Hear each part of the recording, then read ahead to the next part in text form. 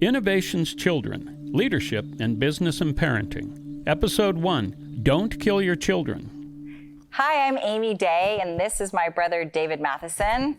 And today's topic is innovation and parenting.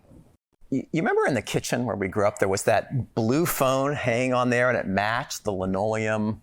You know, that phone, of course, we rented back then. Right. Because that was how phones were done. Of course. Yeah, so that was, you know, it's a thing in the past. Right. I had the opportunity, interestingly, to work for AT&T in the late 90s when they were inventing voice over IP and perfecting it. I'm with the president of one of the major business units trying to explain to him how this is the future and why he needs to invest in this. And they had just completed pilot programs and it was more reliable and better quality. Right, so people liked it. People loved it, right? Okay. And I said, you know, you really gotta put something into this. And he says, no, I don't think I can do that. I'm like, what?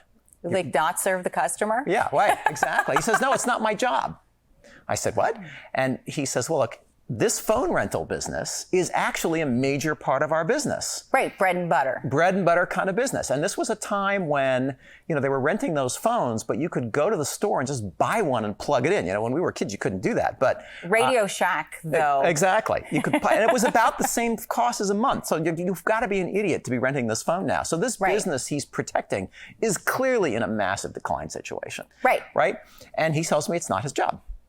And it just really struck me how short-sighted that was to not really take responsibility for the future and to be so concerned about defending the past that you can't create a new future, right? And now voice over IP is absolutely everywhere. And it's created all kinds of new things that we never imagined, right? And AT&T in that form doesn't even exist anymore. That's right. They went bankrupt and then somebody else bought the brand because the brand was so good, but the company actually completely collapsed. Sucked.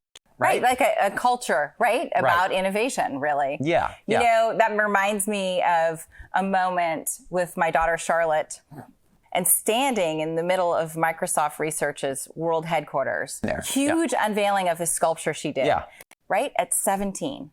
Wow. Like foster this, right? Right? Well, it must have created all kinds of new opportunities for that visibility, that moment, right? Newspaper articles, she got scholarships. It was an amazing moment for her. But if you rewind a few years, like 9th grade, Cliff and I are sweating bullets going, okay, she loves art. She loves manga, she loves sculpture, she loves all this stuff, right? How do you make a living? There's all these things that she should do, and we were really stressed. And we sort of stepped back and said, wait a minute, she's a talented artist, she loves it. This is like breathing for her. So we flipped the whole thing and we innovated it. We said, how about we support her in creating a great career for herself, a great future, doing what she loves, which is art. And have everything just be about that. Right? That's a bold step as a parent to innovate, to actually be super responsible, not for how I feel about it, but how do you be responsible for those things and really lift up the innovation. The new thing. Their future, not mine. Yeah, and it's a future you can't really participate in, right? I mean, so it's going to be quite different. Yeah, that really makes me think that's exactly the switch that this president didn't make, right? He was not fully responsible. He wasn't really leading. He was just, you know, doing some narrow definition of his job. And that flip, though, is super hard to make. In the business, there's a lot of that stuff going on around, you know, budget setting and accountability. People ask you stuff that makes you, that, you know, brings you back to like the minutia rather than the vision of like what's possible. Right, exactly. And how could we get there? What's the first step? What's the first step, and how do you really support that creation of a future that, you know, you're probably not going to completely participate in, right? Nope. Yeah. So that's a very hard shift. I think the hardest shift is you got to get out of the way. It's actually not about you.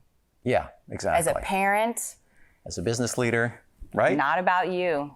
Well, I'm very excited to explore this boundary. There is so much to learn about corporate innovation from parenting. Right? I mean, the metaphor is really quite perfect. It's astonishing. Yeah, because really, innovation is the children of the people in the company. Exactly. Right? Whether it fails or succeeds, it's the innovation. They're still the children. And this guy at AT&T killed his own children, right? This is my sister, Amy Day. She's with clarityforaction.org, and she's a family decision coach. And this is my brother, David Matheson, at SmartOrg.com, and he's a corporate innovation coach. Thanks for joining us at Innovation's Children.